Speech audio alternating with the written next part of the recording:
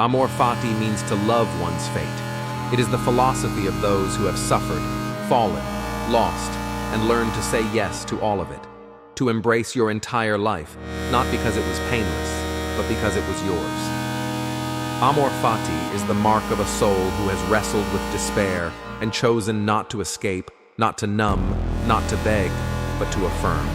To say, let it happen again. I would live it all again.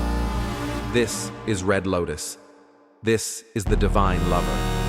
A man who was broken by fate and instead of cursing it, fell in love with it. A man who, after countless lifetimes of grief and failure, transcended regret not by erasing the past, but by absorbing it into himself, by transforming suffering into reverence. But Fang Yuan is not Red Lotus. Fang Yuan is not Amor Fati. Fang Yuan does not love fate. He does not hate it either. He simply sees it. And he refuses to be bound by it. Where Red Lotus reached transcendence by loving the pattern, Fang Yuan transcends it by sheer force of will. He does not seek to understand the world emotionally. He does not need to be reconciled with it. He grinds through it, step by step, like a blade sharpening itself against the universe. He is not here to affirm what has been. He is here to break what should not be. Amor Fati is the wisdom of the convalescent, the one who lies sick, scarred by life, and chooses healing through understanding. But Fang Yuan is not convalescing. He is not recovering. He is evolving. Amor Fati says, I would not change a single moment. Fang Yuan says, I will change everything.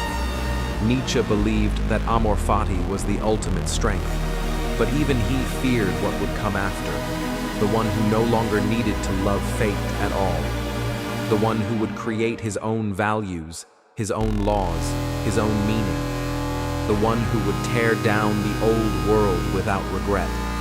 That is Fang Yuan. Fang Yuan does not want peace. He does not want beauty. He does not want meaning. He wants freedom. Not the illusion of freedom that comes from acceptance, but the absolute freedom that comes from control, from dominance, from reshaping the world into something that bends to his will, not the other way around. And that is the true difference. Red Lotus surrendered to eternity and found peace. Fang Yuan conquers eternity and finds victory. Red Lotus embraced the pattern.